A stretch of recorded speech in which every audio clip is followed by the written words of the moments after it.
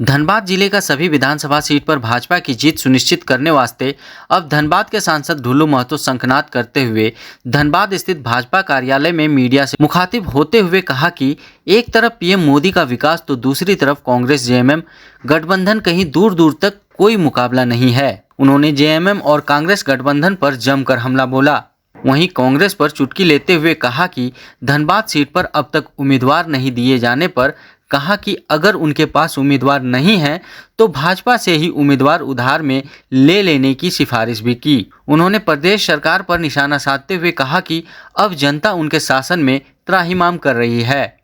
इस सरकार के दौरान पूरे देश भर में झारखंड का मान सम्मान और स्वाभिमान गिरा है। वहीं अपराधियों और दलालों के मनोबल बढ़े हैं। प्रदेश की जनता का एनडीए को पूरा समर्थन मिल रहा है। प्रदेश में एनडीए की सरकार बनने तय है। अन्याय और अत्याचार के खिलाफ जनता एकजुट हो चुकी है।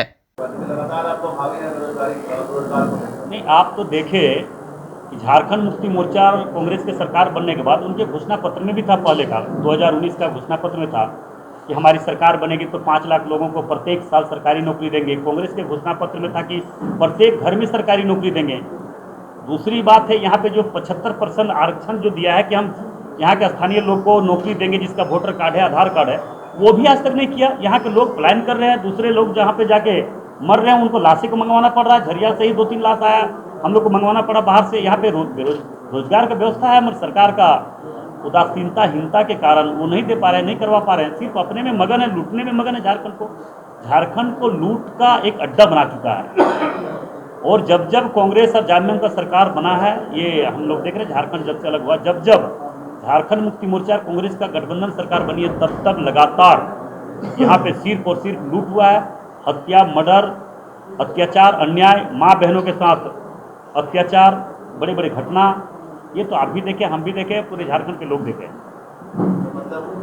आचार संहिता के एक दिन पहले कल तो हमारे पास हजारों हजार महिला आई थी, सभी माँ बहन बोल रही थी कि हमारे विधवा पेंशन रोक दिया गया है, विकलांग पेंशन रोक दिया गया है, विधवा पेंशन रोका है, वृद्धा पेंशन रोका हुआ है। सारा पेंशन को रोककर आंगनबाड़ी के सहायिका, सेविका, आपका सारे लोगों का पैसा रोक कर 5-5 महीना, 6-6 महीना से सैलरी नहीं दिया, तनख्वाह नहीं दिया, और उन ऐसे लोगों को पैसा रोक कर अभी मैया सम्मान योजना कुछ हमारी माँ बहनों को दे दिया। तो मगर हमारी माँ बहन वैसे लोगों के बहकावे में नहीं जाने वाला है। उनका हर चेहरा, चरित्र और उनका चाल समझ चुका है झारखंड के 3.5 करोड़ जनता ने। इस बार कोई उपाय नहीं है, उनका अंतिम चरण है, वो अब समाप्त होंगे और इस राज्य में भारतीय जनता पार्टी एनडीए की सरकार बनेगी और हमारे इस झारखंड को विकास के क्षेत्र में आगे बढ़ाएंगे, रोजगार के नए रास्ते खोलेंगे और यहाँ के लोग को रोजगार देंगे।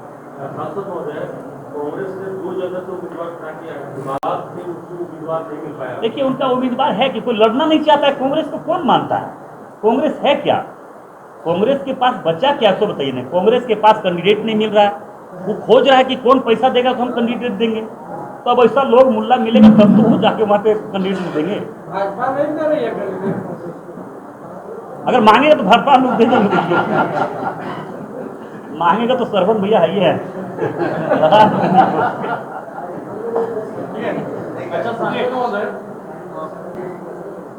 भारतीय जनता पार्टी का वैचारिक आधार बहुत मजबूत है।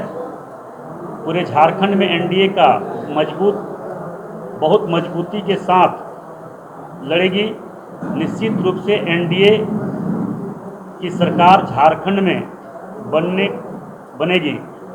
मतदाताओं भाइयों के साथ जितने भी अत्याचार, अन्याय, अनाचार जो पूरे झारखंड में शर्मसार हुआ है,